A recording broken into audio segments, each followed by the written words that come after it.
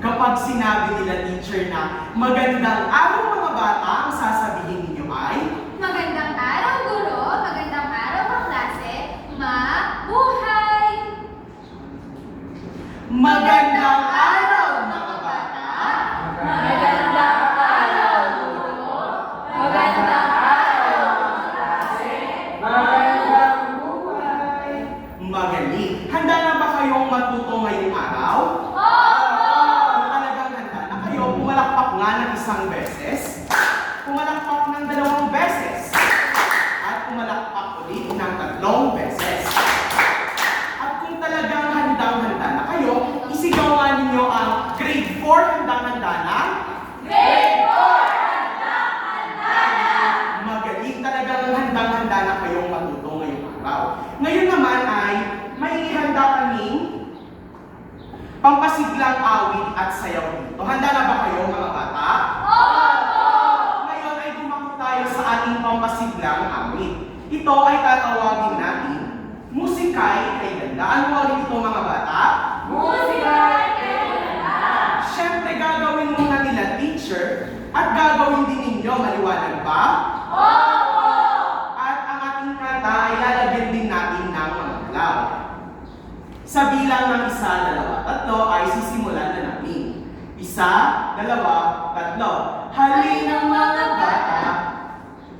bata, musika'y kay ganda. Tayo na't kumanta at sumayaw na upang ikaw ay sumiga at sumaya. Ngayon naman ay gawin natin ito ng mas masaya, mas may enerhiya at gagalaw ang lahat. Maaari bang tumayo ang lahat?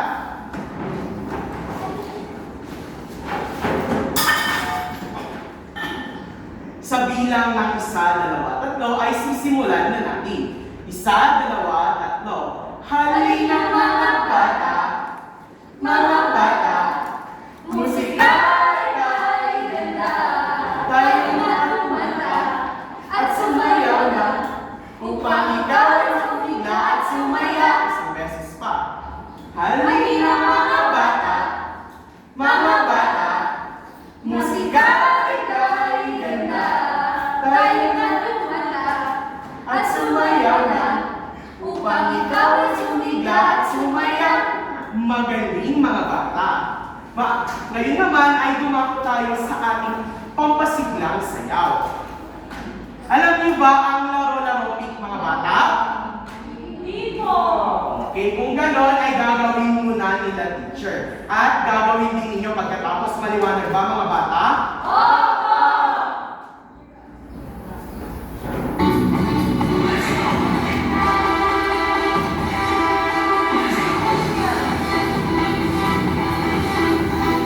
One, two, three. Baba. One, two, three, go! Ngayon naman ay tumayo ang lahat at gagawin natin.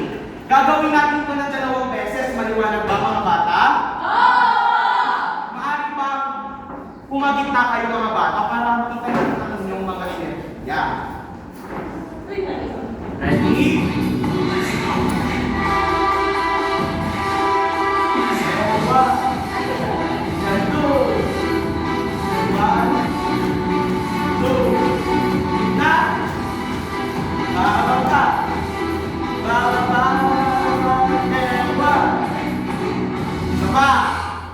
Ng mas na enerhiya.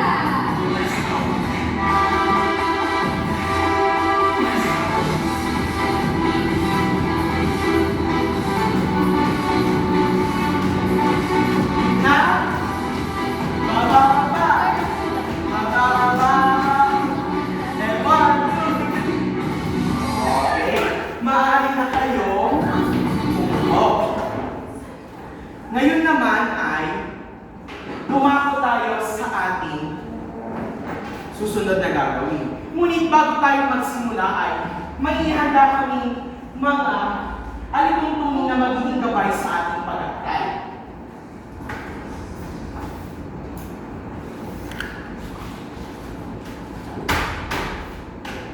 Ito ay nabuo sa salitang sigla. Ano ang ito mga bata? basahin ang unang alituntunin, Princess. Sumunod at makinig sa guro.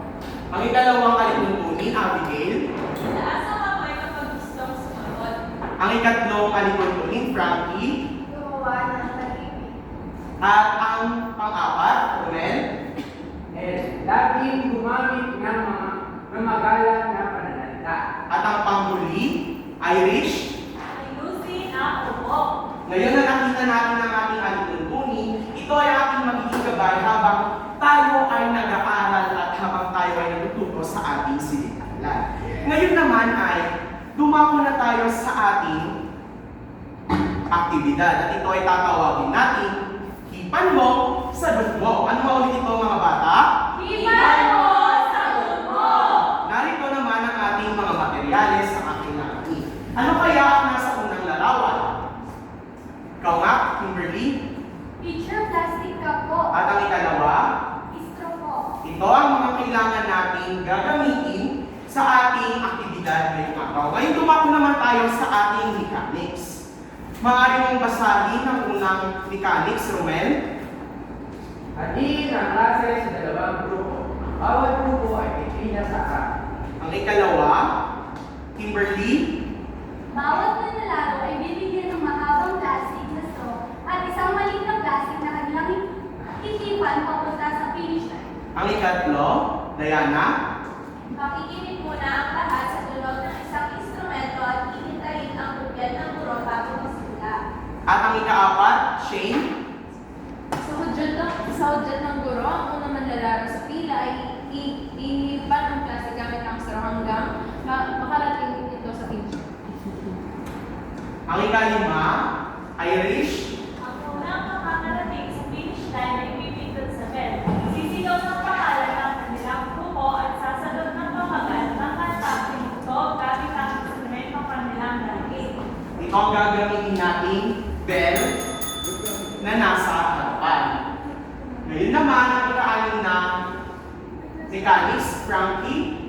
Kapag tama ang sagot, makakuha ang grupo. Kapag mali, may pagkakataon ng silang grupo na mag-steal also. Ang ikapito, Irish. Magpapatuloy ang laro hanggang sa lahat ng manlalaro ay makasali. At ang panghuli, Kimberly. Ang grupo may pinakamaraming puntos sa uli ang ituturing na panalo. Maliwanag ba ang ating mechanics, mga bata? Opo! Okay. Narito naman ang mga paalala. Maaaring pagbasahin, Frankie, ang una at huling paalala. Bawal gamitin ang kamay sa paggalaw ng plastic. Kailangan sumunod sa mga alituntunin ng laro upang maiwasan ang diskwalifikasyon. Maliwanag ba ang ating mechanics, mga bata? Opo! Handa na ba kayo? Opo! Isigaw mo ang grade 4, handa na? Grade 4! Handa na! Maaari na bang tumayo ang mga miyembro sa bawat grupo at luminya dito sa ating starting line?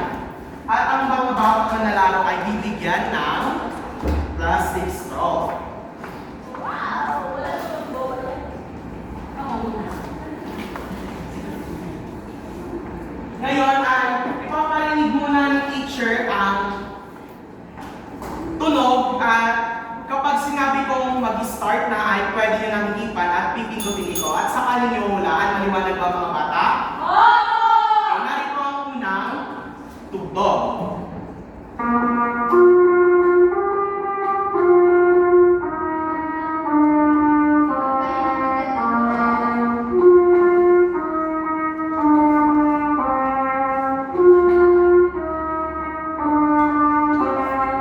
Maliwanag ba mga bata?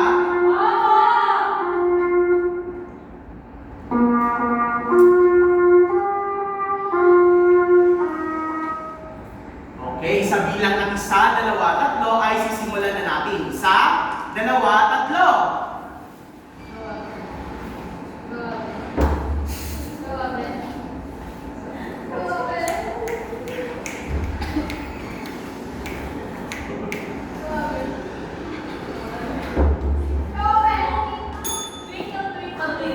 Tingnan niya natin kung ito ba ay Twinkle, Twinkle, Little Star. Magaling, ang unang puntos ay napunta sa unang grupo. Narito naman ang ikalawang tugtog.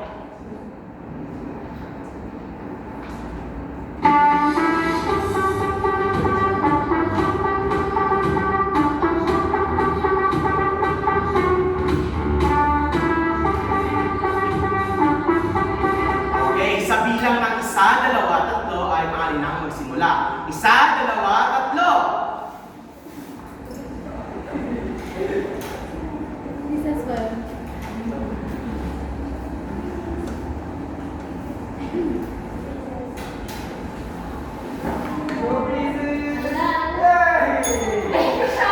Titignan natin kung tama ba ang baby shark. Magaling. Ang ikalawang butos ay napunta ulit sa unang buto. Narito naman ang itatlo nating buto.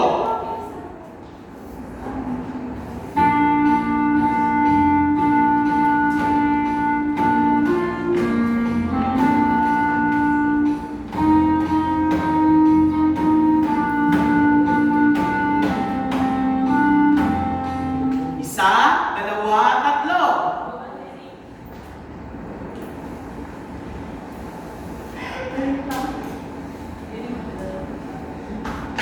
Jingle bells. Titignan natin kung tama ang jingle bells. Magaling. Ang ikatlong butos ay napunta sa ikalawang grupo. Narito naman ang susunod.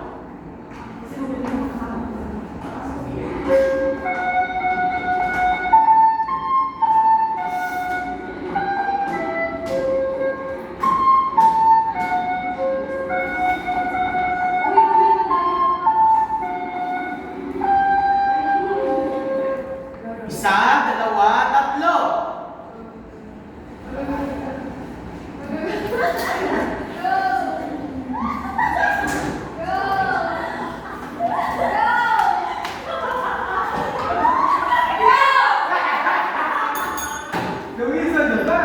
Magaling. Ang unang grupo ang nanalo. Maaari na tayo tapos sa ating part. Palakpakan na natin ang unang grupo. Ngayon naman, para sa ating susunod ay narito si Teacher Pinky. Ayan mga bata, kayo ba ay nag-enjoy sa inyong ginawang aktibidad ngayong araw? Kung kayo ay nag-enjoy, akin ang titiyakin. Pag sinabi kong energy check, sasabihin nyo, check na check. Naintindihan ba mga bata? Dito nga, energy check. Check na check.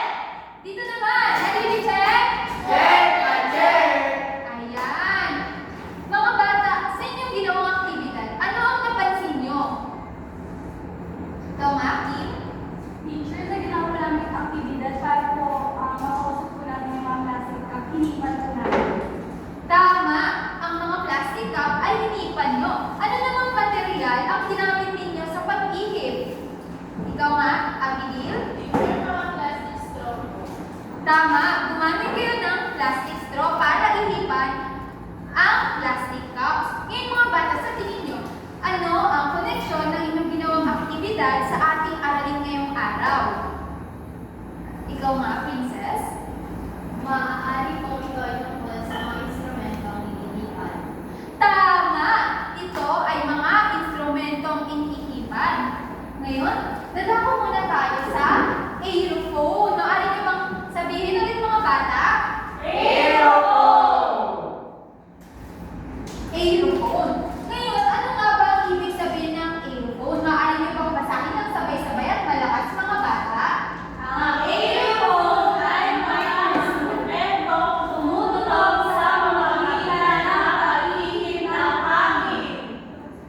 Tama, ang aerophone ay mga instrumentong tumutunog sa pamamagitan ng pag-ihip ng hangin. Alam niyo ba mga bata na sa aerophone ay may tatlong kategorya ang nakapaloob dito na mga instrumentong inihipan? Gusto niyo bang malaman kung ano yung mga yun mga bata? Kung gayon, ang tatlong kategorya ang nakapaloob sa aerophone ay una ay ang brass wind. Ang ikalawa, woodwind. At ang ikatlo ay kawayan. Ngayon mga bata, sabihin niyo nga ulit. Brass wind, woodwind, kawayan. Ayan. Ngayong araw, tayo ay magpo-focus lamang sa isang kategorya.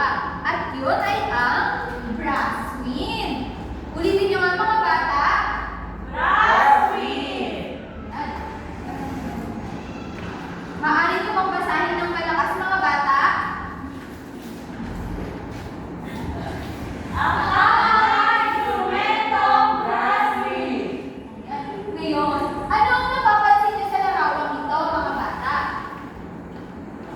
Ikaw nga, Armel? Mga hihipan po. Tama, ito ay mga instrumentong iniipan. Ngayon naman, ating isa-isahin kung ano nga ba ang mga instrumentong iniipan na nakapaloob sa brass wind. Ngunit bago yun, atin munang aalamin kung ano nga ba ang kahulugan ng brass wind. Maaari mo ba itong basahin ng malakas, Abigail? Brass wind. Ang brass wind ay mga instrumentong yan sa tanso o metal. Ang tunog ay nilikha sa pamamagitan ng pagtugan ng hangin sa maubos. Kapag pumasok ang hangin, ito ay umiiwan sa loob ng tubo at lumilikha ng tunog. Karaniwang maririnig ang brass wind sa mga brass band, parada at seremony. Tama, ang mga brass wind na instrumento ay iniipan at ito ay gawa sa metal. Ngayon, paano nga ba nagkakaroon ng tunog o tumutunog ang instrumentong brass wind? Ito ay tumutunog sa pamamagitan ng pag-ihip sa mouthpiece nito. Dahil pag inihipan mo ang brass wind sa may bandang mouthpiece, ay nagkakaroon ng tunog dahil ang hangin na nanggaling sa ating buga sa ang hangin na nanggaling sa ating bunganga sa pamamagitan ng pagbuga ay umiikot sa loob nito at siyang nagsisilbing tunog. Naiintindihan ba mga bata? Saan ka ulit gawa ang mga instrumentong brass wind, mga bata? Sa metal! Tama. At paano ito pinapatunog? Saan ito pinapatunog? Saan bandang area ng brass wind? Tama. Ngayon naman, ating aalamin ang apat na nakapaloob sa brass wind. Una dyan ay ang trumpet. Sabihin nyo nga mga bata. Trumpet! Ang ikalawa, trombone. Trombone! Ang ikatlo naman ay French horn. French horn! At ang ikaapat ay tuba. Tuba! Yan, ngayon naman ating aalamin kung ano nga ba ang ibig sabihin ng trumpet. Ayan, maaari nyo bang basahin ng sabay-sabay mga bata? Ito ay maliit na brass wind na may matinis at maliwanag na tunog. Madalas itong marinig sa parada at banda. Tama. Ang trumpet ay maliit na brass wind. Ito ay maliit at may matinis at maliwanag na tunog. At ito rin ay karaniwang nakikita sa parada at banda. Mga bata, ano nga ang pinakamaliit na brass wind? Trumpet! At saan ito karaniwang nakikita? Sa parada! Magaling mga bata. Ngayon naman ay dadako tayo sa ikalawa. Ano nga ang ikalawa mga bata? Trombone!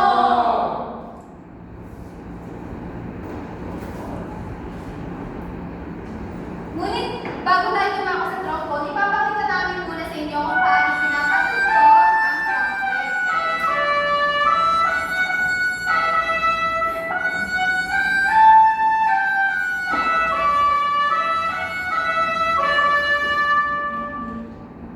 Anong napansin niyo sa inyong pinanood mga bata?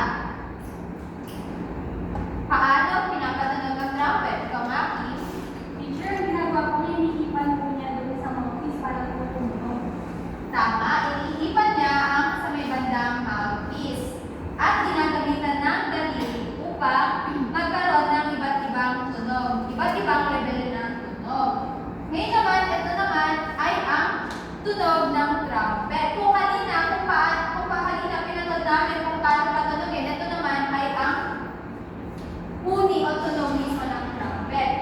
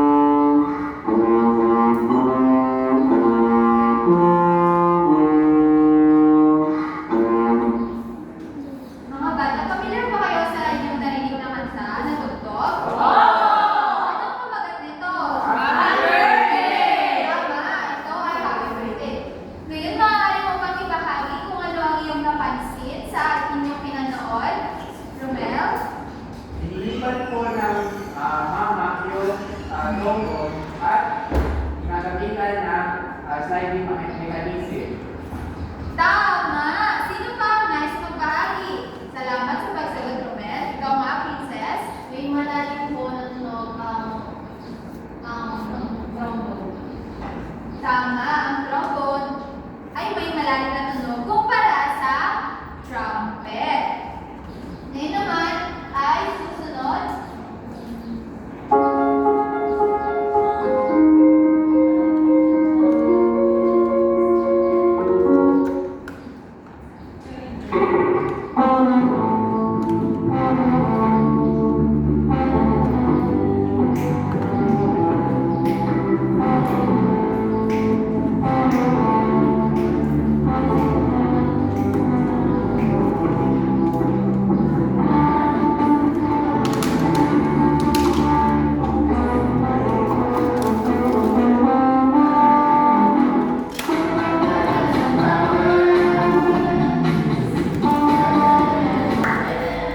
Ngayon naman, dapat tayo sa ikatlo. Ano ang ikatlo, mga bata? French horn! Tama. Ito ay French horn. Maaari niyo ba basahin ng sabay-sabay ang kahulugan ng French horn, mga bata? Ang French horn ay may mahaba at paikot-ikot na tubo. Dinadala ito sa alon at malalim na tunog na adalas sa maririnig sa orkestra. Maraming salamat sa pagbabasa, mga bata. Ano nga rin ang ikatlong instrumento, mga bata? French horn! Ang French horn naman ay, kung mapapansin niyo sa larawang ito ay may paikot-ikot na tubo. At ito rin ay mahaba. Nakikita niyo ba, mga bata? Saan nga kilala ang French horn, mga bata? Sa orkestra. Tama, ito ay maaaring makita sa orchestra. Ngayon naman, papanood namin sa inyo kung paano pinapatugtog ang French horn.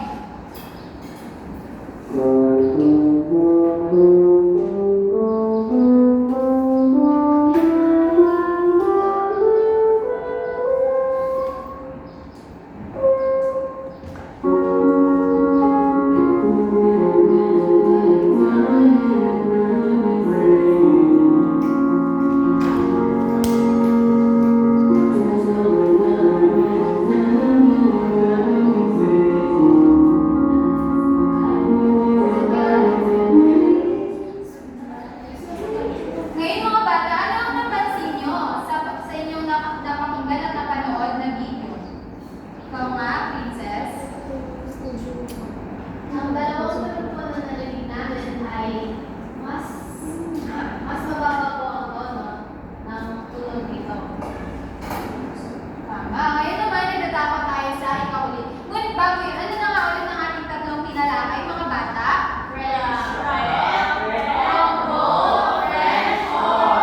Tama, ito ay trumpet, trombone, at French horn. Ngayon, nadako naman tayo sa ikahuli, ang tuba. Maaari niyo bang basahin ng sabay-sabay at malakas, mga bata? Ang tuba ay ang pinakamalaki sa brass ring at may pinakababang tono. Dahil sa laki nito, mababa ang tunog na hindi nakikita. Maraming salamat sa pagbabasa, mga bata. Ang tuba ay ang pinakamalaking instrumento sa brass ring. Ngunit ito ay may pinakamababang tunog. Ano nga ulit ang tuba, mga bata? Ang pinakamalaki sa brass ring. Magaling, mga bata. Ngayon naman, panoorin ninyo kung paano ito pinapatugtog.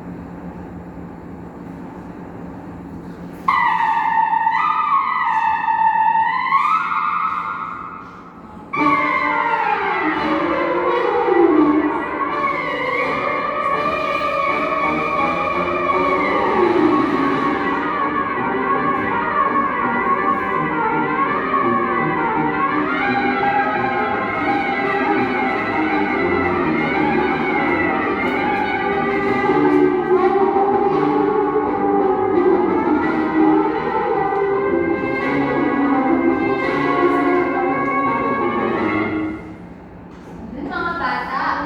Ano ang inyong mga nakitang instrumento sa inyong pinanood? Maaari ka bang magbigay ng isa, Frankie? Tama, trombone. Maaari ka bang magbigay ng isa, Princess? French horn. Tama. Ikaw naman, Abby? At ang huli? Tama. Ang mga instrumento yun ay trumpet, trombone, French horn, at tuba. At ano ang mga instrumentong inyong napakinggan, mga bata? Trombone. Sabihin nga ng sabay-sabay. Trumpet, trombone, French horn, tuba. At paano ito pinapatunog, mga bata? Sa pag-ibig. Tama. At saan ito gawa? Magaling, mga bata. Magaling mga bata, bigyan nga ninyo ang inyong sarili ng 5 palakpak pataas. Magaling mga bata. Ayun naman, na alam na namin na natuto kayo sa aming aralin ngayon, ay magpapaalam na sila teacher, JJ at